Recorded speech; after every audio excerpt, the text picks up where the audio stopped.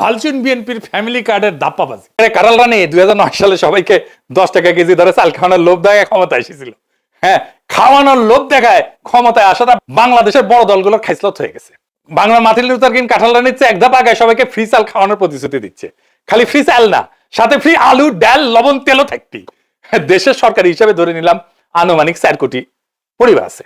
যদিও family card হইলে কারচুপির মাধ্যমে এই সংখ্যা বহুগুণ বৃদ্ধি হবে। দেখবেন, রাষ্ট্রের কাজ ভিক্ষা দেওয়া না, রাষ্ট্রের কাজ দয়া দেখানো না। রাষ্ট্রের কাজ হইল যারা পড়ে যাইতেছে, পিছায় পড়তেছে, যারা সুবিধা বঞ্চিত, যারা দুর্বল, তাদেরকে টেনে ধরা, তাদেরকে বাঁচানো। এটার নামই হইতেছে সামাজিক সুরক্ষা বলয়, ইংরেজিত কয় সোশ্যাল সেফটি নেট। ফ্যামিলি কার্ডে বলা হয়েছে সব পরিবারকে প্রত্যেক মাসে সমান টাকা দেওয়া হবে।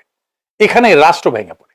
রাষ্ট্র কোনো তো এটিএম মেশিন না যেখান থেকে টাকা বেরোবি। রাষ্ট্র কোনো ডিস্ট্রিবিউশন সেন্টারও না, এটা বিতরণের কাউন্টারও না। রাষ্ট্র হলো মরাল অথরিটি, নৈতিক কর্তৃত্ব। রাষ্ট্রকে সিদ্ধান্ত নিতে হয় কে সবচেয়ে বিপদে, কে আজিব ধৈসা পড়বে, কে সবচেয়ে দুর্ভাগ্যের মধ্যে আছে, কে পিছায় পড়ছে, কাকে না ধরলে সমাজ ভেঙে যাবে, কাকে না বাঁচাইলে চলবে না। ফ্যামিলি কার্ড বলে এই বিচার আমি করব না, সবাইকে সমান দিতে হবে সমাজতন্ত্র। এটা হচ্ছে যে সবচেয়ে যার বেশি প্রয়োজন সে পাবে সাহায্য। এটাকে বলে ভালনারেবল ফোকাসড পলিসি। তো ভালনারেবল কারা? যারা দরিদ্র, কর্মহীন, অসুস্থ, বয়স্ক, দুর্যোগে ক্ষতিগ্রস্ত অথবা পঙ্গু হয়েছে, আহত হয়েছে, তারা। এদের ঝুঁকি কি এক? না। তাহলে সাহায্য কেন এক? তাহলে ফ্যামিলি কার্ড কি করে? এইটা অসাম্যকে, বৈষম্যকে ঢেকে দেয়। এটা রাষ্ট্রের দায়িত্বকে হালকা করে দেয়। সবাইকে সমান দিলে তো শক্তরা টিকে যাবে, দুর্বলরা চুপচাপ পড়ে যাবে। এটা হইতেছে প্রশাসনিক কাপুরুষতা। কারণ প্রশাসন বা রাষ্ট্র বা সরকার এইটা দায়িত্ব নিতে চায় না, নৈতিক কর্তৃত্বের দায়িত্ব নিতে চায় না। যে সবচেয়ে দুর্বল তাকে চিহ্নিত করে তাকে সাহায্য করতে চায় না। ধরেন দুইজন মানুষ, একজনের পা ভাঙা, একজন দৌড়ায়।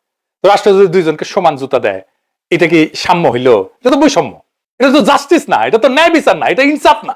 এই যে তিনজন দেখেন, এই ছবিটা দেখেন, বিখ্যাত ছবি, আপনারা দেখছেন, তিনজন খেলা দেখিচ্ছে, তাই না? তিনজনের পায়ের নিচে একই সমানের বাক্স দিলে তৃতীয় জন খেলা দেখতে পারবে না। প্রথম জনের পায়ের নিচে তো বাক্সের দরকার ছিল না, ছিল কি? ও তো এমনি দেখতে পাচ্ছে। আর তৃতীয় জনের পায়ের নিচে, মানে বাচ্চাটার পায়ের নিচে 2টা বাক্স দরকার ছিল। এটাই জাস্টিস। দ্বিতীয় জনের পায়ের নিচে 1টা বাক্স, এটাই জাস্টিস। এটাই রাষ্ট্র করে। ফ্যামিলি কার্ড ঠিক এই অন্যায়টাই করে, 3 জনের পায়ের নিচে সমান বাক্স দিছে। তাইলে এই ফ্যামিলি কার্ড চালু হইলে যারা সবচেয়ে দুর্দশাগ্রস্ত, যাদের সবচেয়ে জরুরি প্রয়োজন, সে মানুষ অদৃশ্য হয়ে যাবে। তারা কাগজে থাকবে, বাজেটে থাকবে, কিন্তু বাস্তবে থাকবে না। টাকা সবার মধ্যে সমানভাবে ছড়ায় পড়বে। সরকারি আমলা যেখানে বসে বসে এক এক করে সবাইকে অল্প অল্প করে খাবার বিতরণ করবে, আর লম্বা লাইন, এই লাইন আর শেষ হবে না। সরকারি আমলারা এইসব করতে গিয়ে দুর্নীতি আর ভজঘট লাগায় খাবার শর্ট করে ফেলবে সবার জন্য। আর এই খাবার বিতরণের লোকজন কোথায়, লোকবল কোথায়, কে বিতরণ করবে? এর কোনো হিসাব আছে? গুদামে খাদ্যদ্রব্য রেখে পচায় ফেলবে সরকারি কর্মচারীরা, পচা মাল মানুষজনকে খাওয়াবে। ভালো মাল সরকারি কর্মকর্তা কর্মচারীরা ব্ল্যাক মার্কেটে বেচে দিবে, নিজেরা খাবে আর মাল পানি কামাবে। এটা নিয়ে দেশে ভয়াবহ রাইট লাগবে, দাঙ্গা লাগবে ভবিষ্যতে। বাঙ্গুদের বিয়ে বাড়িতে মাংসের পিস কম পড়লে মারামারি শুরু হয়ে যায়। আর আমাদের বাংলা মার্টিন লুথার কিং সারা দেশে সবাইকে মাসে মাসে ফ্রি খাওয়ানোর প্রতিশ্রুতি দেয়। বাজারে কোনো কিছু কিনতে হলে টাকা লাগে। টাকা হচ্ছে কোনো বস্তু বা সেবার প্রতি কারো একটা ক্লেম, তাই না? টাকা নকল করে ছাপানো অসম্ভব না হলেও অনেক কঠিন কাজ, তাই না? কিন্তু এই যে ফ্যামিলি কার্ড বা রেশন কার্ড বা কুপন, এটা 2 নম্বর করে ছাপানো একদম সহজ কাজ, 1 2 এর ব্যাপার। এটা যে কেউ পারবে। এই জন্য এইসব ক্ষেত্রে ভয়াবহ জালিয়াতি হবে। আমরা কৃষক কার্ড নিয়েও আসিচ্ছি, দাঁড়ান।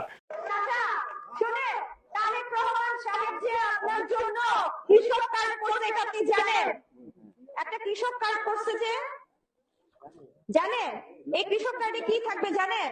এই যে দেখেন, এরকম একটা কৃষক কার্ড দিবে যেখানে মেয়াদ দেওয়া থাকবে, কার্ড নাম্বার থাকবে, ঠিক আছে, নাম থাকবে, পাশে আপনার ছবি থাকবে।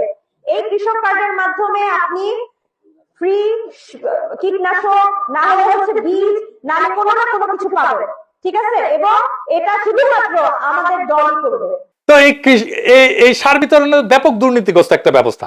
যারা কৃষক ভাই আছেন তারা এটা ভালো করে জানেন।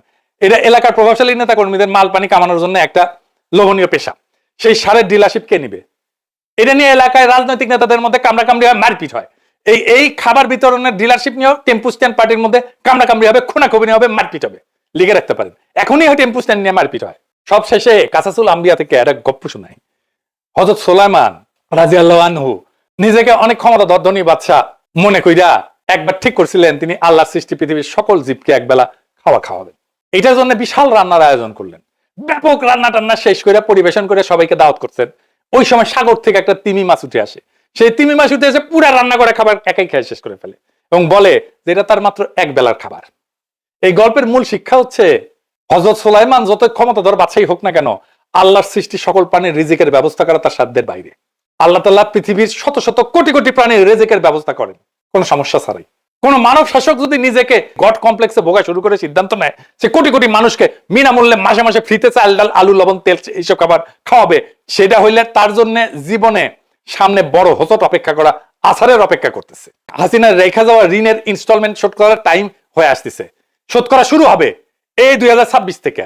এরপর যদি আবার বাংলার মার্টিন লুথার কিং এই সমস্ত তুর্গি পরিকল্পনা নিয়ে আসে, তাহলে সরকার কেবলমাত্র একভাবে এটাকে ফাইন্যান্স করতে পারবে, সেটা হচ্ছে সরকারি ভাবে টাকা চাপানো টাকা চাপানো টাকা চাপানো।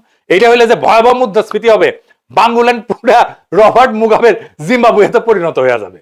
তো বিএনপির সব কয়টা নির্বাচনী প্রতিশ্রুতির এইভাবে ফর্দাফাই করে দেওয়া হবে। ওরা জানে বাগে ছিলে 18 গা, পুলিশে ছিলে 36 গা, আর পিনাকে ছিলে জয় বাংলা।